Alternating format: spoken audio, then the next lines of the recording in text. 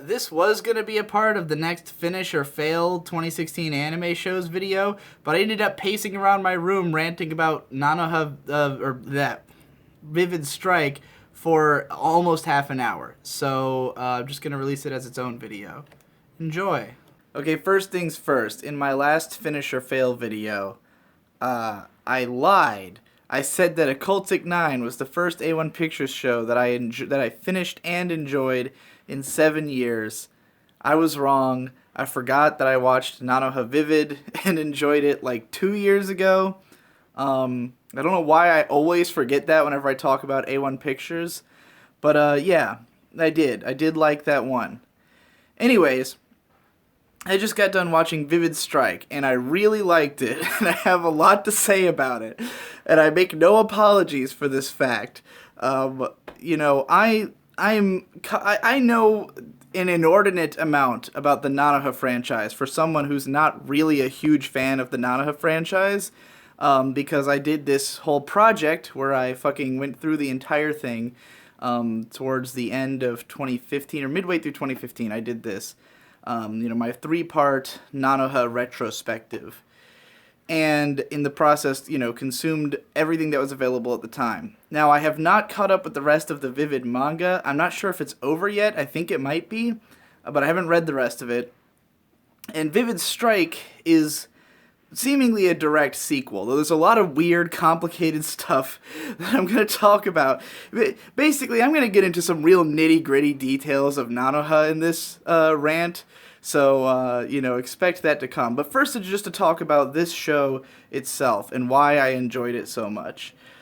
This show does have some major issues, and they're pretty much the same issues that every Nanoha installment has, because they're all written by the same guy, Masaki Suzuki, I believe is his name, and his biggest issues are that his shows are extremely slow and very repetitive in their dialogue. His characters kind of repeat themselves over and over again about their problems, and there's, lots of shouting sort of the same shit throughout the show, and just in general, the sense of pace is like, he doesn't care about, like, how long a scene takes, it feels like. Like if there's a scene of characters just sitting around having a nice chat, the length of the scene will be determined by how long it takes for them to say all the things he wants them to say, rather than, like, what would make for a, a well-paced TV show. So it's really slow, and it can be dry, and it can be, like, mind-numbing at times to watch. But I will also say that I do think this is the best written of the Nanoha TV shows yet. It has the least drag, and it has the most excitement.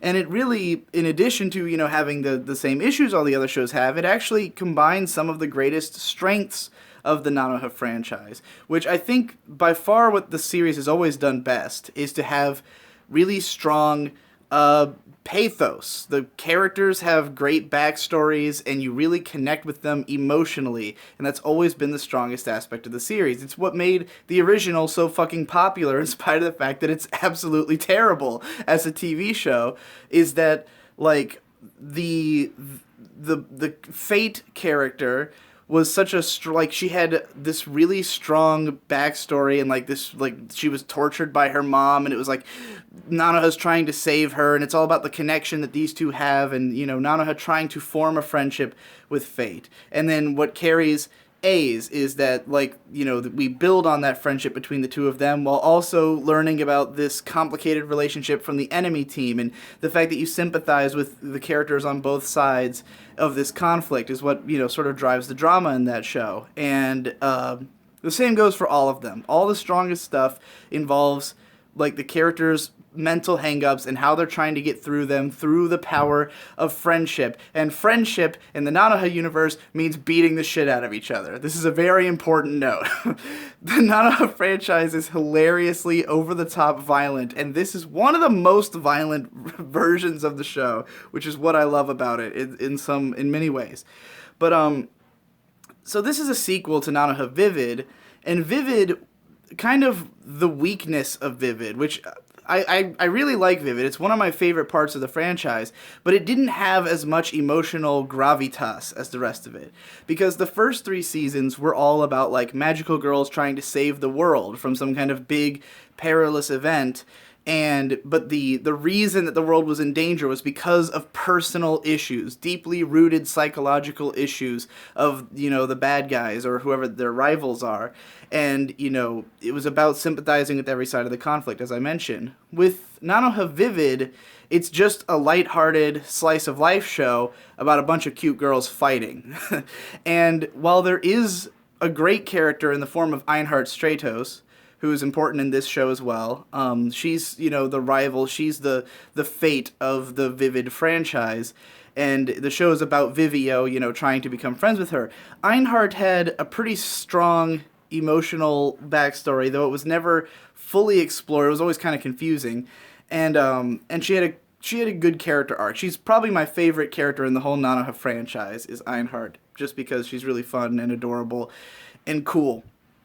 But that whole aspect really took a back seat. It felt like whenever characters did have like a deeper, interesting backstory, it was kind of incidental, or you learned about it very briefly before you got back to lighthearted hijinks and training and fighting. I mean, there's a part in the Vivid show where there's like 2 whole episodes dedicated to one training sequence that really has no stakes in the plot whatsoever. It's just about showing off the characters' powers and, like, getting us acquainted with what all of them can do.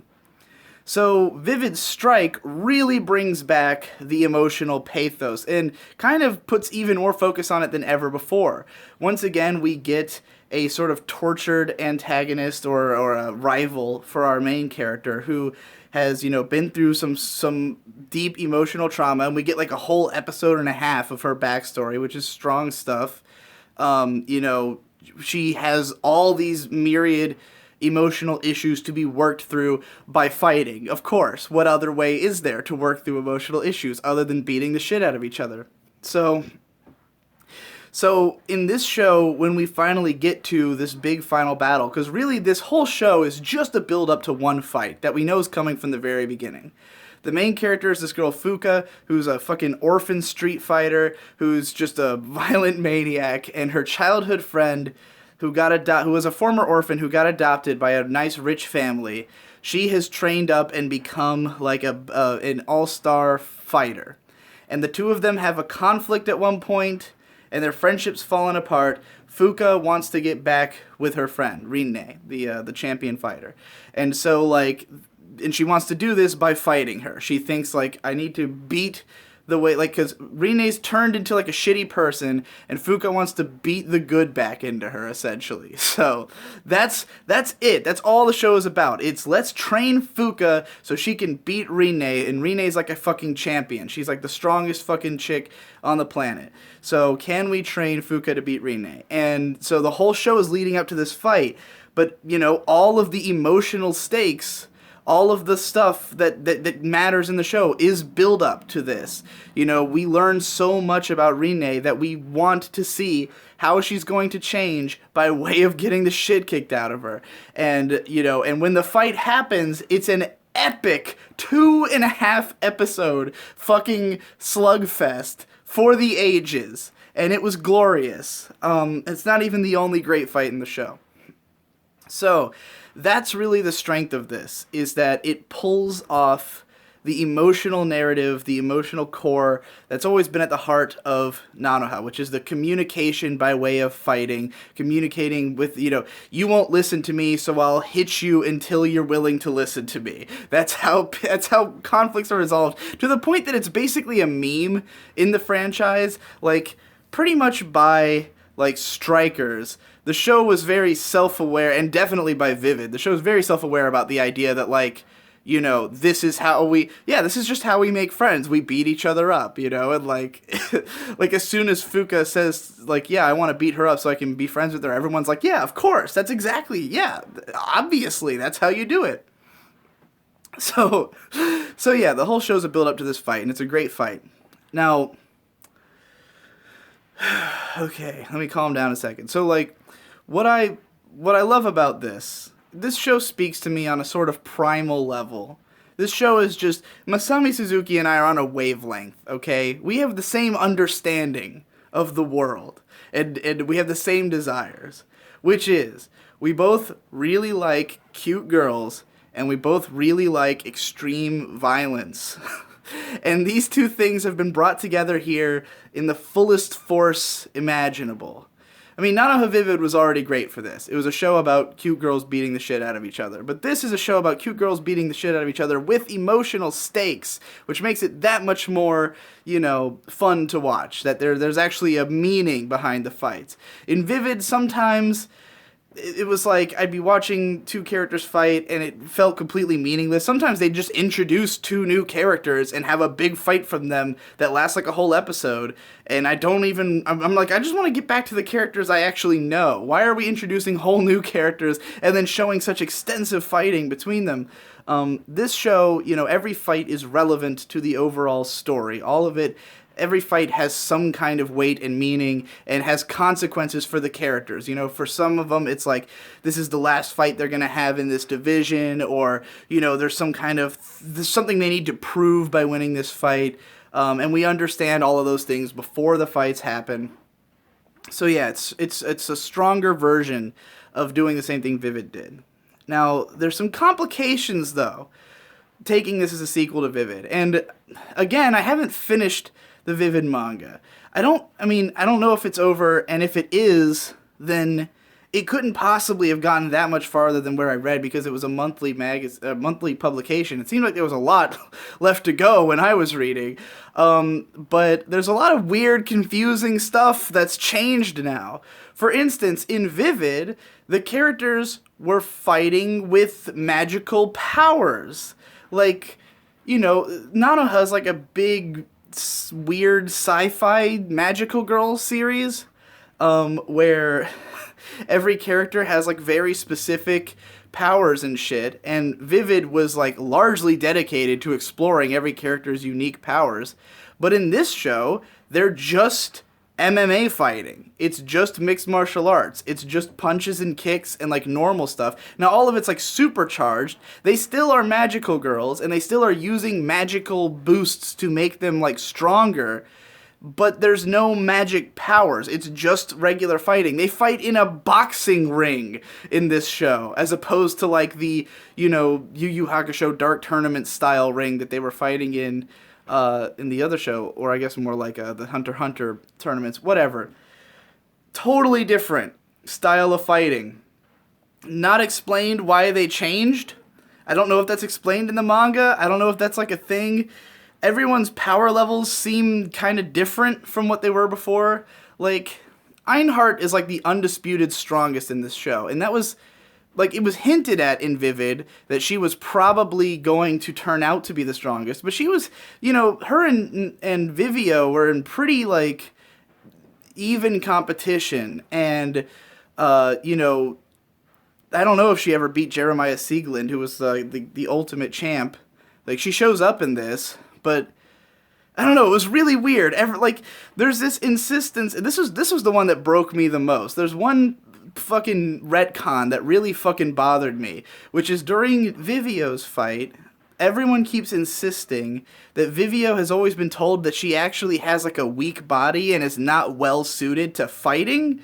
Like, everyone keeps saying, oh yeah, she doesn't have like a natural talent for it. She's just practiced more than anyone. She really cares about the art of fighting and technique. And I don't remember this at all being the case before. I don't remember her, being a super technical fighter as opposed to a strong one. Because the whole reason Vivio's so fucking strong is that she has the power of like an ancient god or whatever. She can transform into her adult self and has like unlimited power. Like at the end of Strikers, she's like the strongest fucking force in the universe. She just can't control it. And then in Vivid, it's like she's trying to learn how to gain control over some of those powers. But she's supposed to be just like basically unbelievably strong. But in this show, suddenly, no, she's like weaker and more frail. She's just a technical fighter who's learned and practiced. And I'm like, what the fuck are you talking about? Also confusing, like, in that show, Vivio could transform into her adult self. That had been established by the end of Strikers. And then Einhart also can do that because both of them come from this like royal lineage. They're both from like two different royal families or whatever, which is indicated by the fact that they have heterochromia, their eyes are different colors, and they have a special ability to let them transform between their adult and child self. And in Vivid, I always had the impression that all the girls just were doing magical girl transformations like normal ones. They were just transforming into a magical girl outfit, which is just basically putting on armor in the Nanoha universe. Everyone can do it. And then they would fight. But in this show, everyone can transform into an adult. Like, all the main girls have that same ability that they can age themselves up. Even though the aged up versions of most of them just look like their normal selves, essentially. Which is how I remember it being in Vivid. So it feels like either a retcon, or maybe it was explained somewhere in some supplementary material. I don't know if there's a drama CD I missed somewhere along the line. There's a lot to parse here that's confusing. Not that Nanoha hasn't previously been confusing and full of retcons, but this is even more so. And I don't get it. I could understand if they had developed the technology to do that. That would be a typical Nanoha kind of thing. They've done that before, like when they got the weapons in A's, the enemies had like the cartridge loading weapons, so they developed the technology to do it with the main character's weapons. Like, that's the kind of thing that happens in Nanoha. But they didn't explain it if that was the case. They just made it out like everyone could do this all along. So that was fucking weird. And there's also, like in this show, this is another interesting thing, that it's essentially cut all ties to Nanoha pre-Vivid.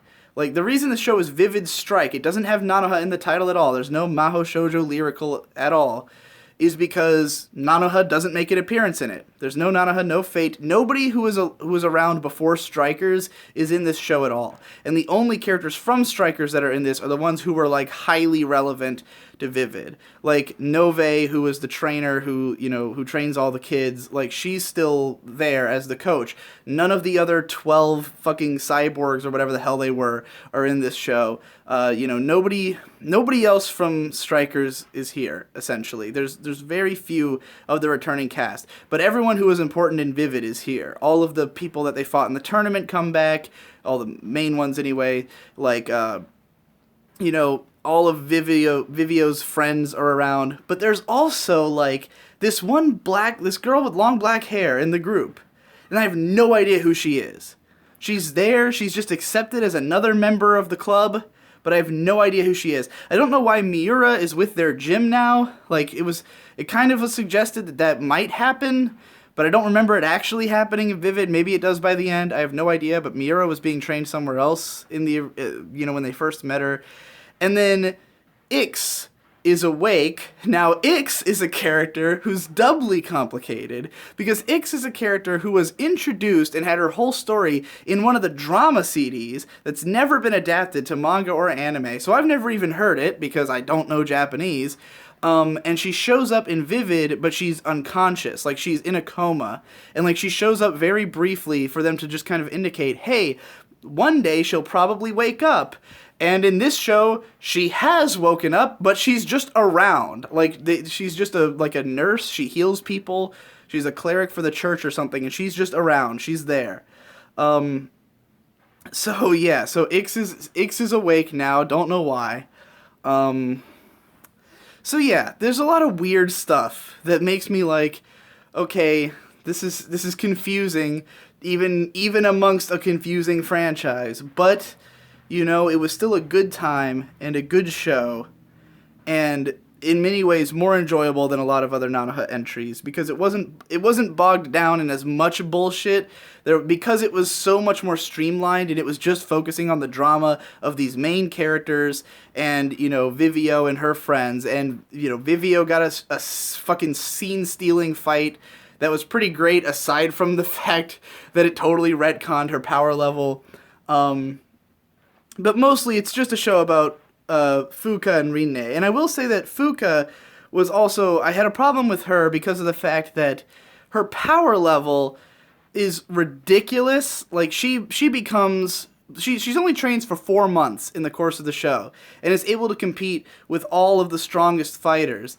And like during her big fight with Rene, we finally get some level of explanation as to why, which is that basically she can copy any move that she sees. Like she's able to control her body at will, and like really like whatever she wants to do, she can make her body do that, which is kind of cool and would have been a good, a decent enough excuse, but they never established that until this fight. You just see her, like, she goes to train with them, and they keep saying, like, yeah, she's a newcomer, she's really new to martial arts, I mean, granted, she'd been a fighter growing up, she's always been fighting, but in the first episode, we see her get her fucking ass kicked by everybody in the main character's gym, so, like, we keep hearing that she's a newcomer, but then when she gets into her fights, she just utterly destroys the people she fights against.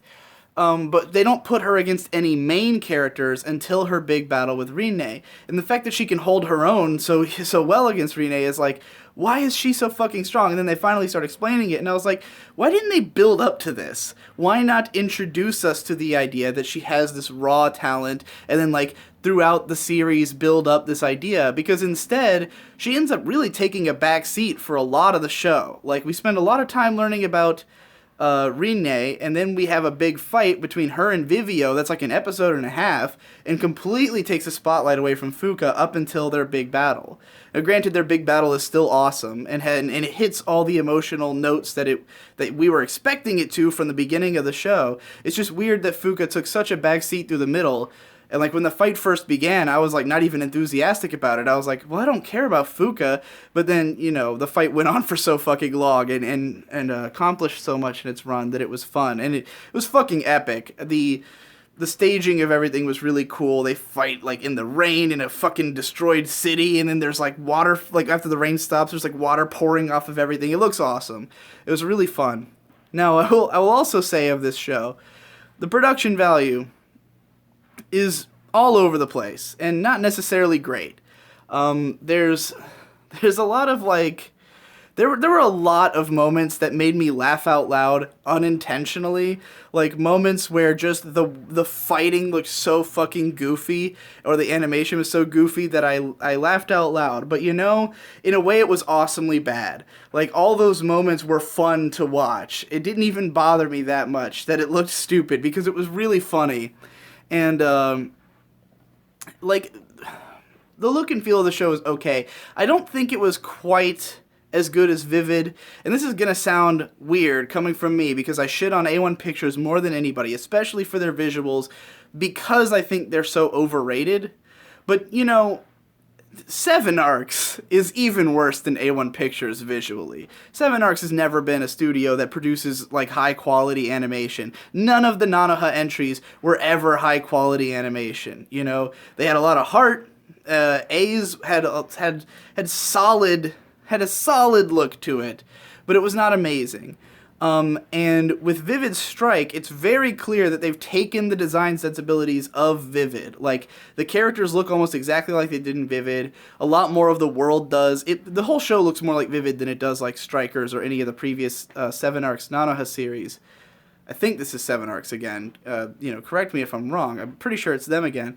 But, like, I would definitely say the background art is not as strong as it was in Vivid, which is, I'm sure it's just a different background studio, whoever they got to do backgrounds.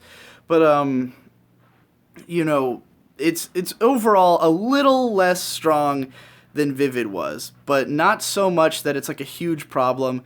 And again, I mean, the fights are awesome, even when they're not well animated. Just the emotional stakes and the staging of them.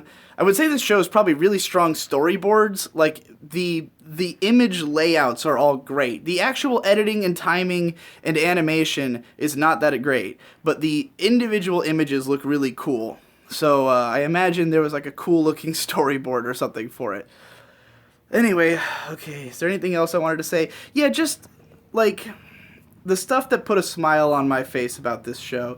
This show opens up with fucking Einhard Stratos just out like the first scene or the first episode is about like a little orphan girl beating the shit out of people. Like her whole fucking she's just like an orphan who's getting into street fights, and then Einhart fucking Stratos like picks her up off the street and is like, you know, kid, you shouldn't be fighting in the streets and getting in trouble. You should be fighting professionally, you know? And it's like, Einhart is a fucking 14-year-old girl who's also the martial arts champion of the world in her age group, you know, and like she's taking in this fucking orphan kid and getting her off the street so she can fight. Like, just conceptually, I loved that so much that every time I thought about it, it brought a huge smile to my face. Every time I even had the thought that that's what this show was about, it made me smile. And this show also, I have to give special mention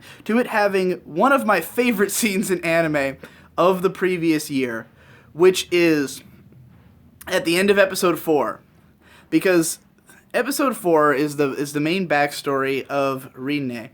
If you don't want any spoilers at all, then you can just stop watching here. But the backstory of Rinne is all very like obvious. It's all very telegraphed. Like as it's going, I mean, you already know, like, before they even start this episode, you know what happened, is that she got bullied, and, you know, and her grandfather died, and in between those, she got really emotional and became this, like, monster person. But when you actually see it, like, most of it plays out, and I'm just like, yeah, this is going exactly how I expected. But the end of the episode, when she finally retaliates against the bullies who tormented her through the whole episode, is so fucking awesome and satisfying. Because she doesn't just beat up the bullies who had been giving her a hard time. She, like, ruins their lives. She fucking destroys them.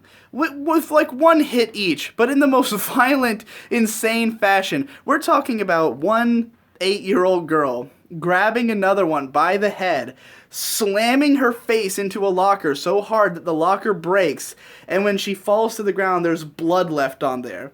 And that was the coolest thing I ever saw in my goddamn life. Just a little girl, like, practically murdering 3 other little girls for the fact that they bullied her. And, like, we're even told in the next episode that one of the girls had, like, broken her nose and skull, and that she's, like, so terrified that she can't even leave the house and won't stop crying. She ruined their lives. It was fucking awesome. On the other hand, and this is a spoiler you should hear, because it's total bullshit, the very end of the show is fucking bullshit. Because after everything's said and done, we have this build-up to this final fight between Einhart and Fuka, and it doesn't get shown. They build up to it throughout the episode. They have a whole, like, you know, preparing to fight, and then the ending theme kicks in. And then at the very end, they show you the characters all standing around, and the coach is holding a trophy between the two fighters. No way to tell which one won. Now I'm going to assume Einhart won. Fuka looked a little bit more roughed up. Einhart, I just want to believe that she won because she utterly destroyed everyone throughout the whole show, and she underwent special training at the end, and because she's my girl. But, you know, we don't get to see it. It was really frustrating. I was super mad. And there was like an indication at the very end that maybe there'd be a continuation. They're like, oh, it's not over. And they're like, what? No idea what that's about. Don't know if there's going to be a second season. Don't know what it would be about. Don't know why we didn't get to see the result of the fight in this season. Seems unnecessary to hold it off. But what do I know? Maybe something crazy happens during the fight. I doubt it. Anyway, yeah, that's almost 30 minutes about Nanoha Vivid Strike. Not even Nanoha, just Vivid Strike. Hopefully someone out there cares enough about this show or franchise that you were actually interested in all that rambling. I think I said everything I had to say about it.